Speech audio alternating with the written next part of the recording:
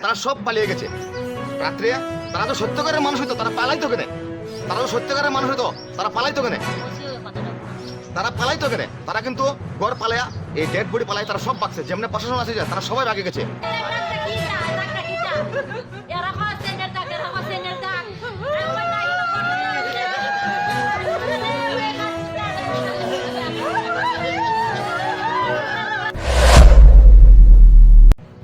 বিষয় হয়েছে যে রবিতা দাস যে তারা যে মারছে, বিষয় হয়েছে এই মেয়েটা অনেকদিন ধরে মানে জ্বালা যন্ত্রণার মধ্যে মানে তারা শারীরিকভাবে মানে অত্যাচার করতো তারা।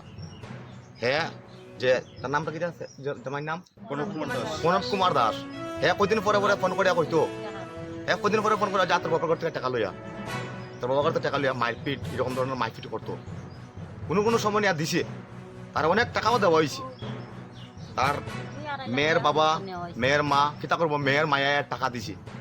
এই টাকা দেওয়া সত্ত্বেও তারা এরকম ভাবে তারে মারপিট করতো। মারপিট করিয়া আর হে আসলে হ্যাঁ নেশাগ্রস্ত মানুষ। হ্যাঁ মদ খায়, গাঞ্জা খায়, ভাং খায়, হিন খায়, ডাকছে কিন্তু কিচ্ছু জিউস মানে বাকি নাই তার। এরপরে হ্যাঁ জুয়া খেলে। এই এরিয়ার তাপাং ব্লকের মানুষ সবাই জানে, সবাই জানে হে এরকম মানুষ যে।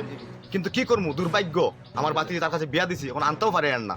হ্যাঁ বাচ্চা দুইটা, একটা 9 বছর একটা 4 বছর। এই বাচ্চাগুলোরা ফেলায় কিরকম জামাই করতে তারা লই আইমু এই চিন্তাধারা করে রাতে রাখছিলাম এনো।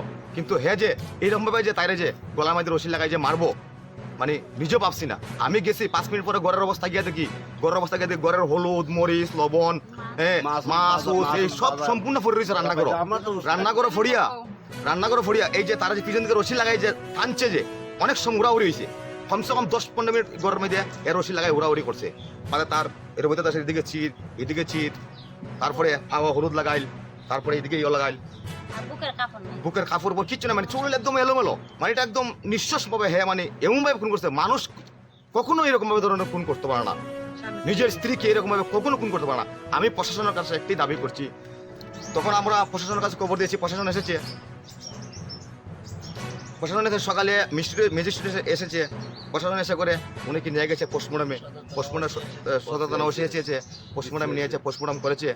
তারপরে তারা সব পালিয়ে গেছে রাত্রে। তারা তো সত্যকারের মানুষ হইতো, তারা পালাইতো কেনে? তারা তো সত্যকারের মানুষ হইতো, তারা পালাইতো কেনে? তারা পালাইতো কেনে? তারা কিন্তু ঘর পালায়া এই ডেড বডি পালাই তারা সব বাকছে। যেমন প্রশাসন আছে যে তারা সবাই ভাগে গেছে।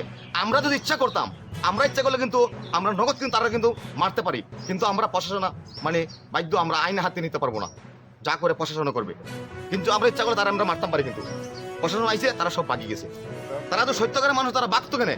তারপরে এই যে দেড় বডিটা রবিতা দাসের দেড় বডিটা তারা পালায় বাঁচছে, তার সৎ কাজ কে করতো বা কিরম ধরনের কি হইতো কোনো খবর নাই। তারা সব পলাতক।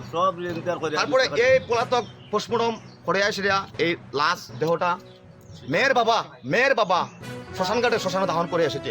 এবং এই কি শ্রাদ্ধ এই মেয়ের বাবা এখন করতে রাজি বাধ্য।